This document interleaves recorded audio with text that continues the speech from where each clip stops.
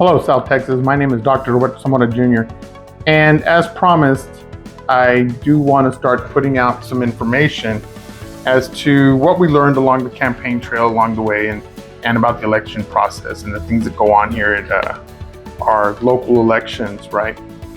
And so what I do want to do with today's video is just talk a little bit about Texas Election Code Chapter 64 specifically, right? Now, I'm not going to read the whole thing to you, but I will provide you with links in the comments where you can go and read them yourselves. I'll just give you some summaries and answer some of the questions that we got most often while we were on the campaign trail. So, Texas Election Code Chapter 64 covers the procedures for voting. It details how voters should select and prepare their ballots, including guidelines for marking and depositing them, right? The chapter specifies rules for handling spoiled ballots, provisional ballots, addresses assistance for voters with disabilities, language barriers, and it also outlines who can help and the required procedures for documentation and so on and so forth, right? It also includes provisions against illegal voting, unlawful assistance or unlawful help, and the related penalties. So if this code is followed faithfully, it provides a standardized and fair voting process.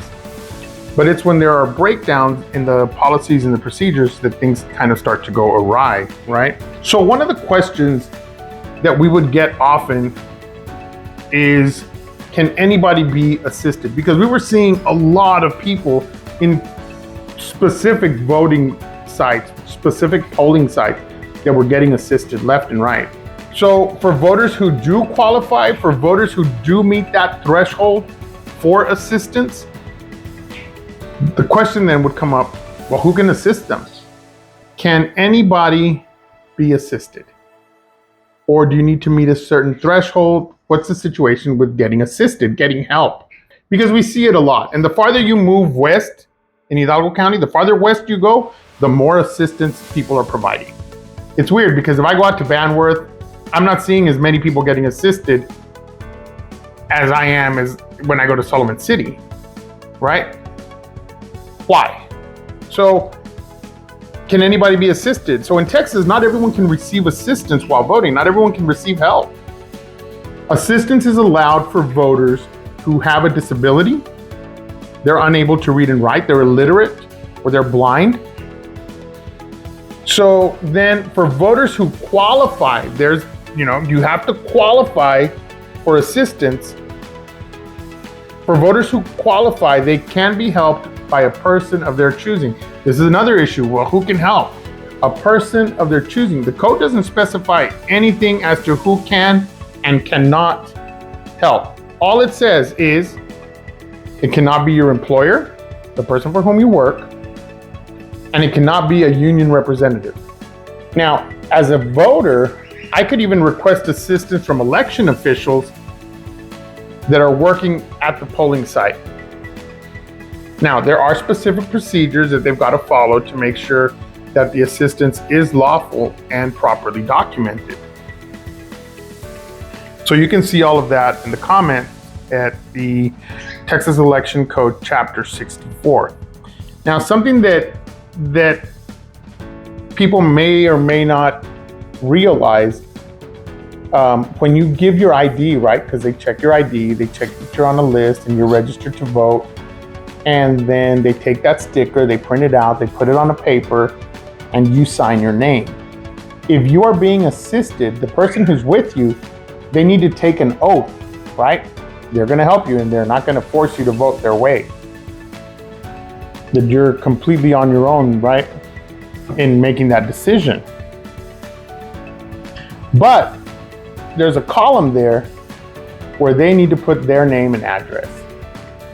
And that's for any voter requesting assistance. The person who assisted needs to be documented. And so it says, in Texas, a voter can be assisted by anyone they choose except for their employer, again, remember, except for their employer or a union representative.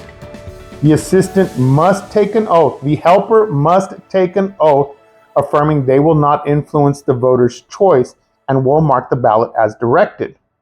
The assistant's name and address must be recorded to ensure transparency. And this should happen every single time somebody assists in the vote.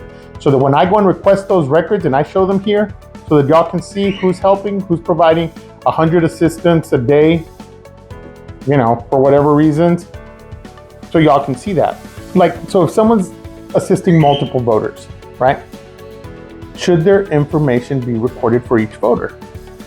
These are questions that, and again, I'm not an attorney, but if I go by the code and what the code says, yes, if someone assists multiple voters, their information must be recorded for each vote they assist. So that ensures proper documentation and compliance with legal requirements for voting. Another question that comes up all the time, well, where do we report this? Who do we call? You can call the Texas Secretary of State's office, or you can call the local county election office, whichever you feel most comfortable calling. So if there's a failure to document or improper documentation, and when I say failure to document, that's like my friend that said, well, I took my mom, they didn't even ask me for ID, they didn't take down her information. So that's already failure to document.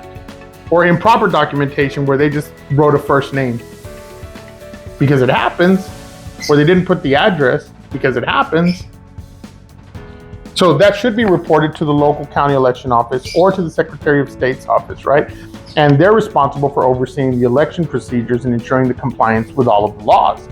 So there you can look again, Texas Election Code, Chapter 64. Now, we were at, well, is there a phone number we can call? So for reporting any of this, you can call the Texas Secretary of State's office at 1-800-252-VOTE or 8683, or your local county elections office. That information can also be found at the Texas Secretary of State's website. I will put that down at the bottom. Other things to look at, other things to know. There was Senate Bill 477. It was enacted by the Texas legislature and introduces new accessibility requirements for voting. So some of the key changes there were that it does include mandatory voting order priority for voters with mobility issues, curbside voting provisions, and detailed procedures for assistants and interpreters. Election officials must document assistance and ensure all polling places and websites meet accessibility standards. And you can see that at the Texas Secretary of State's Election Division Advisory, Election Advisory number 2023-14. And then last, there's an election integrity page, and that's just from the Texas Attorney General and their election integrity initiative, and it focuses on ensuring secure elections by investigating and prosecuting voter fraud. It outlines the importance of legal voting, the illegality of influencing voters, and the rights of voters to a secret ballot. The initiative provides tips to avoid voter fraud, such as not giving your ballot to someone you don't trust and knowing your voting rights. And I think one of the things that we deal most with around here is people who aren't familiar with their rights and their rights as a voter.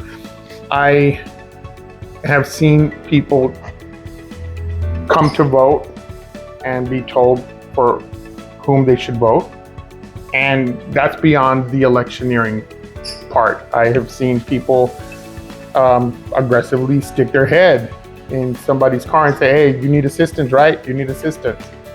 And that's just unacceptable. I remember being at a polling location where the judge had to ask people to step out because they were just loitering in the building waiting for people to come in so they could intercept voters to provide assistance. So those types of things, it's just unacceptable. And the best way I think to address these issues is for y'all to get poll watchers. If you're a candidate and you want to maintain election integrity, get poll watchers. Get people outside the building. Inside the building, you need training, but people outside the 100-foot markers, Me personally, I would say get a camera, put on a live feed, and just record everything that happens, because I've seen so many shenanigans. The farther I move out west, I had an elected official tell me, todos esos votos, todas esas personas en la carpa están comprados. Les pagaron. Están comprados. Todos esos votos que van entrando, que se paran aquí, están comprados. An elected official is telling me that. So, as an elected official, then you should feel like you have some obligation to report, right? Anyway, hearsay, here, there, whatever. I'm not telling you what to think, but I will give you something to think about.